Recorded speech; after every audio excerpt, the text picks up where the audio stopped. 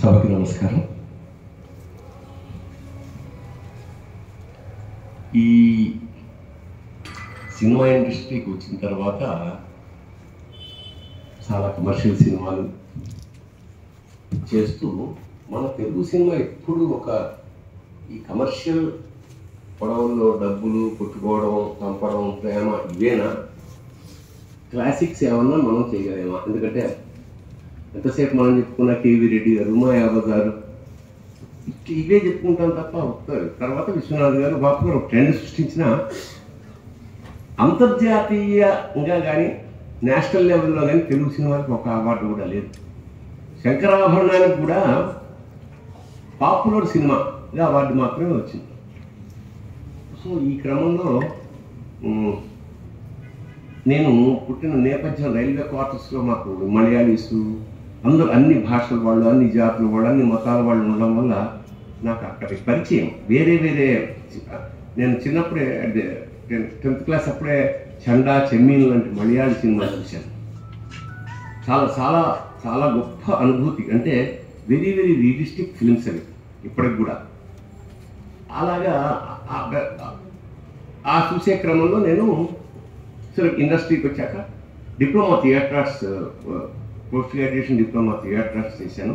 అప్పుడు నాకు ఈ వెస్ట్రన్ కల్చర్, పాశ్చాత్యం, ముఖ్యంగా యూరోపియన్ థియేటర్ నాటకాలు, వాళ్ళ కల్చరు, సెకండ్ వరల్డ్ వార్ తర్వాత, రెండో ప్రపంచ యుద్ధం తర్వాత సమాజంలో ఏర్పడ్డ సంక్లిష్టతలోంచి బయలుదేరిన ఈ ఇజమ్స్, అంటే సరియలిజం, అధివాస్తవికత, డాడాయిజం, ఇలాగా ఎగ్జిస్టాన్షియలిజం, థియేటర్ ఆఫ్ ద అబ్సర్డ్ ఇవన్నీ ముందు పోయిట్రీలోను, కింద పెయింటింగ్స్లోనూ బయలుదేరాయి, నాటకాల్లో శామ్యూయల్ బెకెట్ రాసిన వెయిటింగ్ ఫర్ గోడో, అలాంటి నాటకాలు చూస్తే ఏంటంటే అసంబద్ధంగా ఉంటాయి, మనకి అర్థమయ్యి అర్థం కానట్టు. అంటే ఒక కళలాగా ఏదో చెప్పదలుచుకున్న తీవ్రమైన మానసిక వేదనని వ్యక్తం చేయలేని ఒక అలా మసకగా ఉంటాయి. అలాంటి అంటే అంతర్మథనం ఆ తర్వాత తెలుగు సాహిత్యంలో కూడా మెల్లిగా ప్రవేశించింది. నాకు తెలిసి తెలుగులో గోపీచంద్ అలాంటి వాడు కొంత అలా స్ట్రీమ్ ఆఫ్ కాన్షియస్నెస్ అని మనం మనసులో ఉన్న ప్రతిదీ మనం పేపర్ మీద పెట్టలేము, మనం చెప్పాలనుకున్న ప్రతిదీ మనం చెప్పలేము. కొన్ని మానసికంగా సెన్సార్ అయిపోతుంది. కన్స్ట్రక్షన్ ఆఫ్ సెంటెన్స్ కూడా బ్రేక్గా అయ్యి వస్తుంటుంది, టెలిగ్రామ్య భాషలాగా. కానీ స్ట్రీమ్ ఆఫ్ కాన్షియస్నెస్ కింద అసమర్థుని జీవయాత్రలో కొంత దాని రిఫ్లెక్షన్ వచ్చింది. అంపసీయ నవీన్ దాన్ని పరిపూర్ణంగా పరిచయం చేశాడు.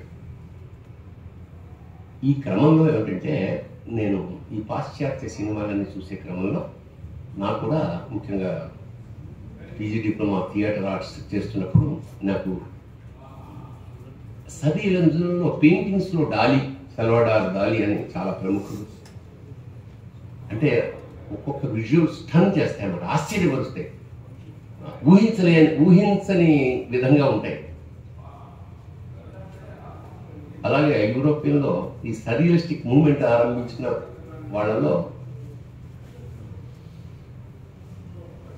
లూయిస్ బ్రూన్యర్ అనే ఒక అతను ఒక షార్ట్ ఫిల్మ్ తీయడం జరిగింది.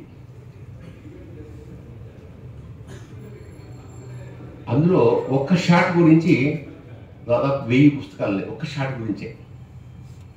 అది ఆశ్చర్యపోయాను. అది ఎలా ఉంటుందంటే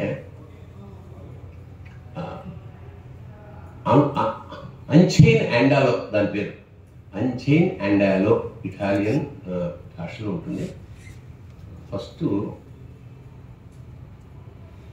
షాట్లో ఒకతను ఇలాగా కత్తిని ఇలా ఇలా షార్ప్ చేస్తూ ఉంటాడు ఫస్ట్, రెండోది ఇలా గోరు తీసుకుంటూ ఉంటాడు, మూడో షాటు అతను ఒక అమ్మాయి సోఫాలో ఇలా కూర్చుని ఉంటుంది, వెనక నుంచి వచ్చి ఇలాగ కన్నుని ఇలా తెరుస్తాడు ఒక కన్నుతోటి, ఈ షార్ప్ చేసిన మంగళి కత్తితోటి ఇలా ఇక్కడ పెడతాడు. ఆకాశంలో చంద్ర బింబం ఉంటుంది, దాని మధ్య నుంచి మేఘాలు ఇలా కట్ చేసుకుంటూ పడతాయి. ఇప్పుడు చూస్తే ఇది కోసేస్తాడు, ఈ కోసేసిన ఈ కంటి పాపలోంచి బ్లడ్ టప్ అని చుక్క కారుతుంది. ఆ తర్వాత కథ వేరేలా ఉంటుంది. ఇది first shot of the film. దీని మీద ఒక 1000 వ్యాఖ్యానాలు, 1000 పుస్తకాలు రాయబడ్డాయి ఒక్క షాట్ మీద. దాని ఉద్దేశం ఏమిటి అని అతనంటే, ఇప్పటిదాకా మీరు చూస్తున్న ఏదైతే దృష్టి ఉందో ఆ దృష్టిని కోసేశారు, ఇప్పుడు నేను చూపించేది కొత్త దృష్టి.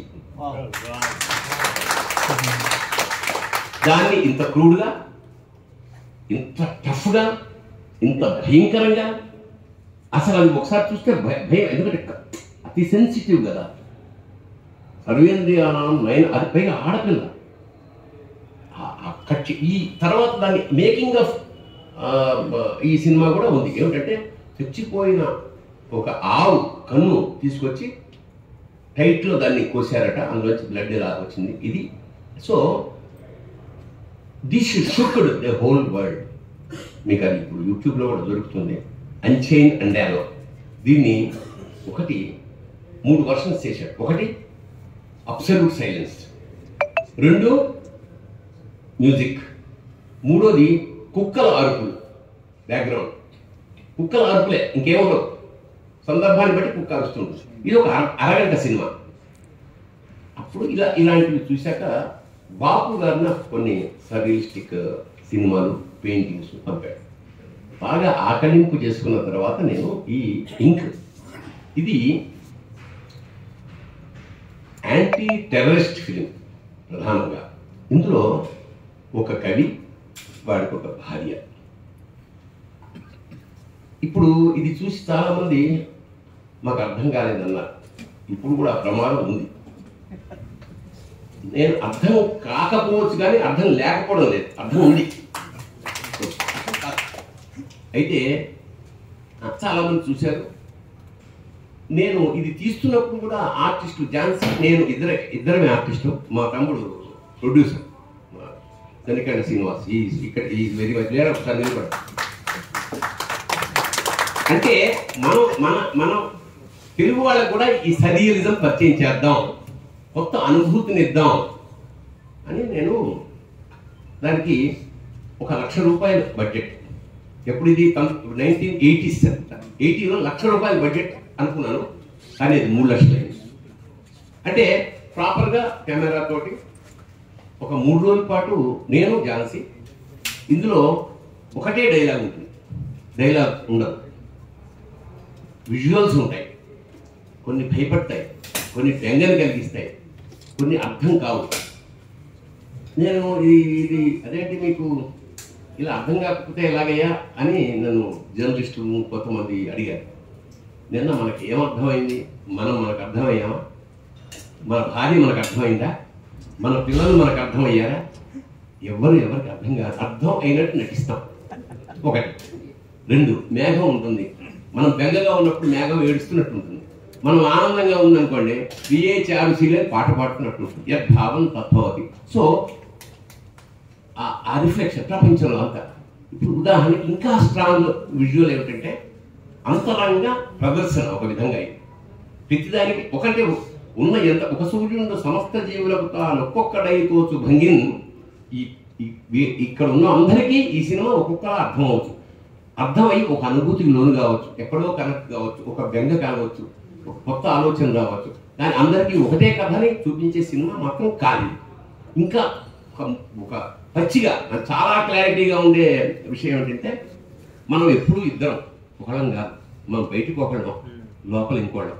ఉదాహరణకి ఇప్పుడు నేను మాట్లాడుతుంటే వీడేంటి పెద్ద లెక్చర్ ఇస్తున్నాడు, గంట సేపు ఆలస్యంగా వచ్చి అని అనుకుంటూనే అవును సార్ ట్రాఫిక్ బాగా లేట్ అయిందా, ఇట్లా ఉంటుంది. అంటే సహజంగా భలే ఇప్పుడు సినిమా ప్రొజెక్షన్ అయిపోయి కొత్త సినిమా బయటకు వెళ్తున్నప్పుడు అది బాగాలేదనుకోండి,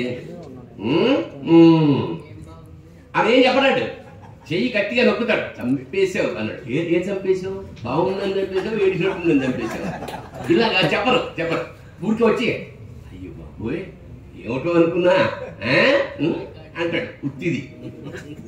అలా ప్రతిది ఇప్పుడు ఇదే ఇంట్లో మనకి ఫుడ్ బాగాలేదనుకోండి, బాగాలేదని చెప్పగలమా? ఏదో కొంచెం ఇవాళ మూడు బాగాలేదేమో అనేది అంటేనే వీడు నెక్స్ట్ ఫుడ్ ఉంటుంది, లేకపోతే ఉండదు. దీన్ని పక్కాగా చివరి చెప్పేసి నేను క్లోజ్ చేస్తాను. ఒక అత్తగా కోడళ్ళు, అత్తగారు కొత్త కోడలు వచ్చినప్పుడు నరకం పెట్టేస్తాను. జీవితంలో చాలా సుఖాలు పడి ఇంటికి వచ్చింది, తోలేస్తుంది అత్తగారు. ఇదేంట్రా ఇలా ఉందని ఓ ఏడాదిలో విరక్తి చెందింది. సడన్గా అత్తగారు చచ్చిపోయింది. నిజంగా అత్తగా ఇంత హింస పెడుతున్న అత్తగారు చచ్చిపోతే కోడలు ఏం చేయాలి? భరతనాట్యం చేయాలి, కానీ చేయదు. ఇప్పుడు ఏదైనా మాట నా కూడా కన్న తల్లిని మరిపించింది అని ఊరికి కళ్ళొత్తుకుంటుంది. సో ఇది ఇప్పుడు ఈ కళ్ళొత్తుకోవడం కాకుండా భరతనాట్యం చేయడం అనేది నేను చూపించాను. మనస్సులో ఏదైతే భావాలు ఉన్నాయో కాకి భార్యాభర్తలం అయితే ఇద్దరే ఉంటారు, సంపాదన ఉన్నదో వీడికి ఎంతసేపు టెర్రరిజంకి ఎగెన్స్ట్గా కవిత్వం రాస్తుంటాడు, అవి రాస్తుంటాడు. కవిత్వంతో సమాజం మారుతుందా అంటే కవి ఇప్పుడు అంతకన్నా ఏం చేయలేడు. ఈ సినిమా తీసిన తర్వాత 2008లో అమెరికాలో ఇదాహో అనే చోట పంపితే ఉత్తమ డెబ్యూ డైరెక్టర్గా నాకు అవార్డు. ఆ తర్వాత 2009 బాంబే ఇంటర్నేషనల్ ఫెస్టివల్కి నేను వెళ్ళినప్పుడు దీనికి ఉత్తమ సినిమాగా ₹1,00,000 అవార్డు ఛాంపియన్ గల వాళ్ళందరి సమక్షంలో ఇచ్చారు. ఆ తర్వాత మూవీ ఆర్టిస్ట్ అసోసియేషన్, డైరెక్టర్స్ అసోసియేషన్లో ప్రదర్శించినప్పుడు నాకు సిఆర్ రెడ్డి గారు సినిమా చూసి ₹1,25,000 స్పాట్లో అనౌన్స్ చేసి నెక్స్ట్ డే ఇచ్చారు. అంటే నేను 3 లక్షలు ఖర్చు పెట్టాం, నాకు ₹3,25,000 వచ్చేసింది. తర్వాత ఇది చర్చల్లో ఉంది అప్పటి నుంచి ఇప్పటిదాకా సిరా.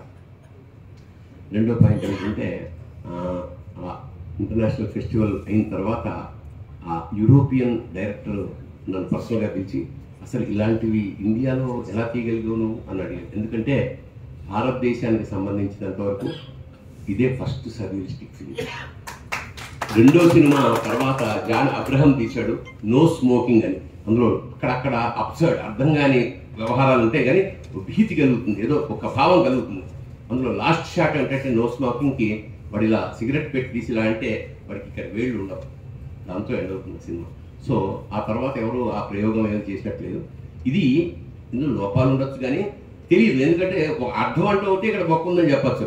అన్నీ ఏమీ అర్థం కాకపోతే దానికి బొక్కే ఉంటుంది, చూస్తే అయితే చప్పటి కొట్టడం లేదా మౌనంగా చెయ్యి పిసికి వెళ్ళిపోవడం ఇంతే. అంచేత నేను ఇది ఏదో ఒక విధమైన ఒక రకపు ఫీలింగ్ మీకు కల్పిస్తుందని మనస్ఫూర్తిగా నమ్ముతూ సెలవు తీసుకుంటాను. Sorry for the delay. ఈ ట్రాఫిక్ వల్ల ఇంకెప్పుడు అయితే పొద్దున్నే 5ంటికి వచ్చి ఇక్కడ కూర్చుందాం అనుకుంటున్నా, లేకపోతే రాలేదు. శుభం భూయ. వీడియో మన సత్యనారాయణ నాకు ఇండస్ట్రీకి వెళ్ళక ముందు నుంచి నాకు మిత్రుడు. నేను నిజానికి ఇవాళ రాకూడదు, మెసేజ్ పంపిద్దాం అనుకున్నాను. లక్కీగా ఇవాళ క్యాన్సర్ అవ్వడం వల్ల ఇంతమంది పాపం వెయిట్ చేస్తున్నారు. సరదాగా చూద్దాం. నేను కూడా చూసి దాదాపు ఇది 2008లో తీసింది. నేను మీ అందరితో కలిసి చూద్దామని ఉద్దేశంతో వచ్చాను. Thank you so much. ముందు చాలా పెద్దవాళ్ళు మా శ్రీరామరాజు గారు, నా సూరి సీతారాం. నేను ఇండస్ట్రీకి వెళ్ళే ముందు మేము ఎదురు ఇళ్లలో ఉండేవాళ్ళం.